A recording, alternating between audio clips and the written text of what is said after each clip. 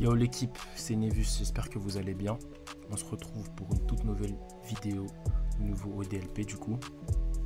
Alors juste avant de passer sur la vidéo, je voudrais déjà vous remercier par rapport à tous les retours positifs ou même tous les retours tout simplement que j'ai eu par rapport à la dernière vidéo. Ça m'a fait grave plaisir, j'avais un petit peu de l'appréhension par rapport à lancer ma chaîne etc. Mais que des bons retours. À savoir, j'ai eu un retour en particulier par rapport au fait que les vidéos ne soient pas, enfin la vidéo n'était pas axée sur le fait de comprendre le logiciel, etc. Vous inquiétez pas, il y aura une série de vidéos qui sera dédiée à ça. Mais c'est important de me le dire en commentaire quand vous voulez un truc en particulier ou si il manque quelque chose dans la vidéo que j'ai mal expliqué ou que je pourrais mieux expliquer. Ok, donc merci par rapport à ça. On se retrouve directement sur mon PC pour la vidéo.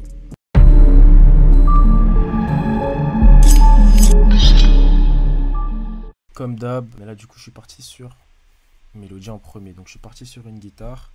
Donc de base j'avais composé les accords sur le FL Keys. Souvent je fonctionne comme ça. Je pose mes idées on va dire sur le FL Keys. Ensuite je remplace avec un instrument. Donc là j'ai remplacé avec le Electric Sunburst de Contact et j'ai utilisé le plugin C. Donc ça sonne comme ça.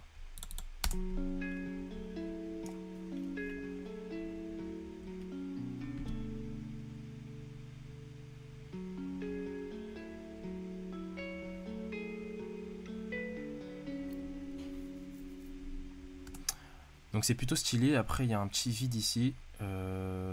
C'est assez intéressant. Mais en fait je trouvais que ça faisait un peu trop vide. Donc j'ai rajouté une deuxième guitare. C'est le même, hein, c'est Electric Sunburst, juste que j'ai utilisé le preset Ibiza D. Donc du coup ça donne ça.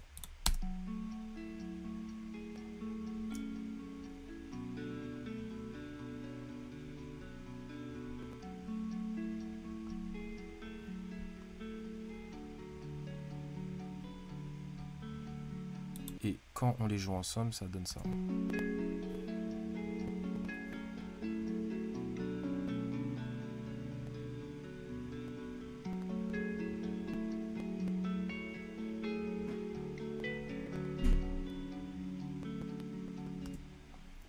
Donc c'est plutôt planant, franchement, la mélodie, elle est grave carrée, ça ressemble déjà ça donne déjà un fil conducteur à la prod, rien qu'avec ces deux mélodies-là. Donc, ensuite, ce que j'ai fait, c'est que ces deux mélodies-là, je les ai je les ai enregistrées à part, d'accord. Ce que j'ai fait, c'est que je les ai juste pitché une octave au-dessus, donc du coup, ça donne ça.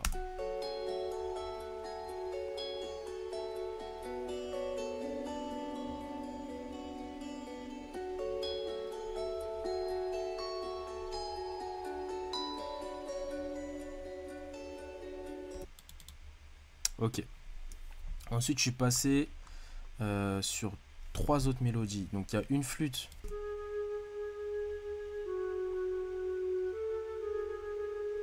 C'est histoire de rajouter quelque chose d'ambiant à certains moments de la prod. Le plus souvent, c'est sur le pont. Et j'ai rajouté deux autres mélodies, dont celle-ci. C'est une harpe. La Good Dreams dans le VST ETAP 3.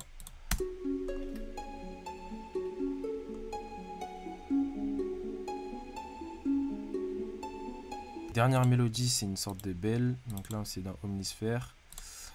On se met ici. Donc le preset, c'est dans Keyboard, Ambient, Space, Piano. Donc ça donne comme ça.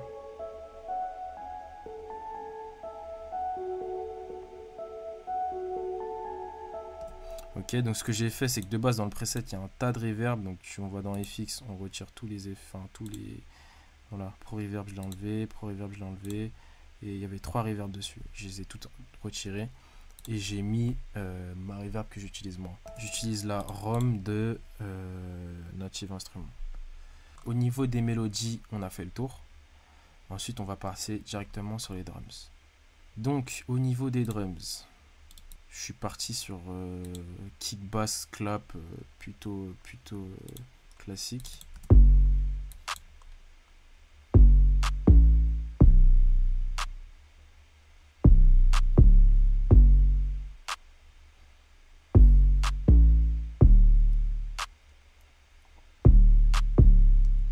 Voilà, vraiment classique. C'est pas sur ça que je compte, on va dire, donner du charme à ma prod. Donc je suis parti sur quelque chose de classique.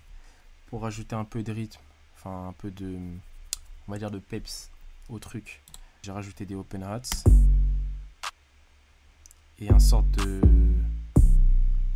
reverse sur des hi-hats, une sorte de roll.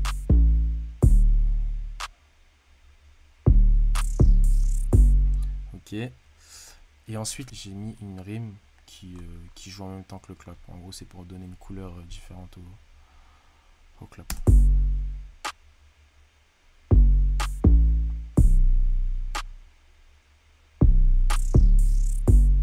Ensuite, pour saccader un peu la prod, donner un peu plus de personnalité, j'ai rajouté encore une rime, et du coup qui joue en contretemps avec le clap.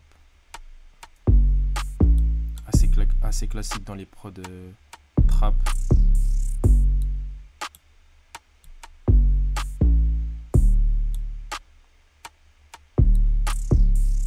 T'as capté. Et pour finir, on va partir sur le plus intéressant, le plus intéressant dans cette prod là, c'est les hi-hats. Donc déjà j'ai mis celui-ci en premier. Quand on voit, vous voyez, on dirait qu'il n'y a pas grand chose, c'est fait exprès, j'ai fait exprès de laisser des trous. En fait c'est ce qui va donner du relief à la prod. Enfin du relief, ça va donner du rythme. Au lieu de laisser un rythme droit, j'ai laissé des trous. Ça fait rebondir un peu la prod.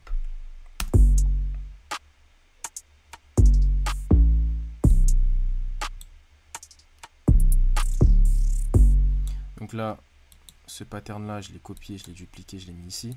Mais en gros, du coup, ce que j'ai fait, c'est que j'ai mis un tout premier ici. Et après, il y a le clap et je laisse un trou.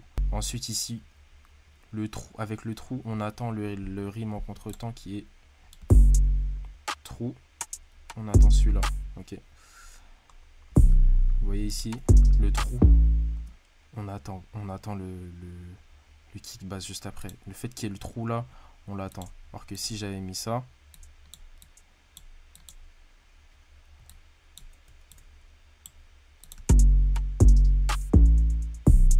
vous voyez, on l'attend moins. Attendez. Hop, je remonte le son. Ok, et si on fait ça, on remet sans rien. Vide, bim. En fait, il a beaucoup plus d'impact quand il n'y a rien. Ok. Ensuite, je l'ai enchaîné avec un deuxième hi-hats.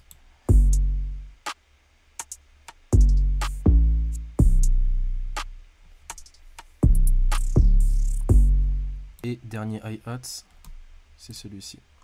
Pareil, énormément d'espace pour donner du relief à la prod et donner un rythme saccadé.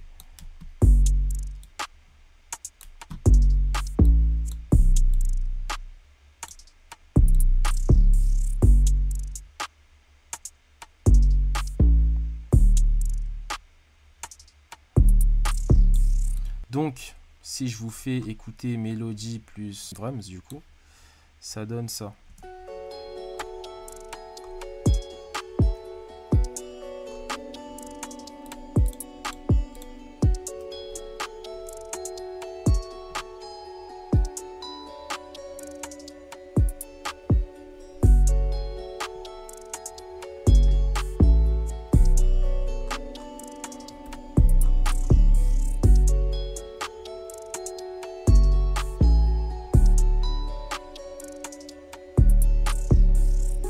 Ok, ici on arrive sur le pont, donc je réactive un petit peu tout.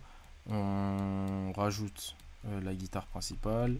On rajoute une basse que j'ai fait jouer comme ça. On va se remettre ici. On fait pas toujours en même temps, je sais pas pourquoi il pleure lui. Donc la basse elle joue comme ça.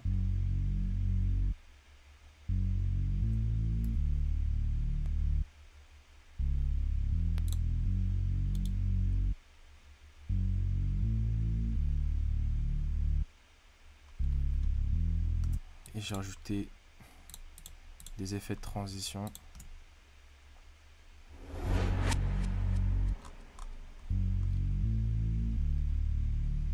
histoire de marquer les secteurs, on va dire, entre couplet, pont, refrain, etc.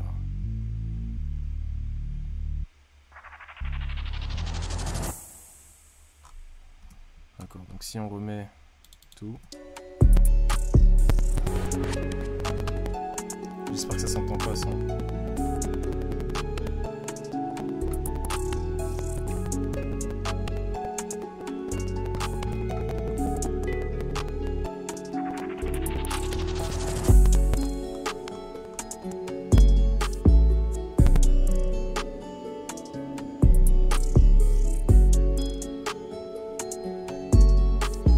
On a notre prod, hein. Donc c'est à peu près tout pour la prod, hein. Ensuite c'est juste une affaire de structure. Donc je vais vous faire écouter ce que ça rend, et puis j'espère que vous avez kiffé un peu le détail de la prod, que vous pourrez reproduire ce genre de prod de votre côté, hein, que je vous aurai éclairé un peu sur la manière dont je fais ce genre de prod un peu saccadé, pourquoi je laisse des trous, etc. Et on se retrouve sur la prochaine vidéo, les gars, tout simplement. Peace.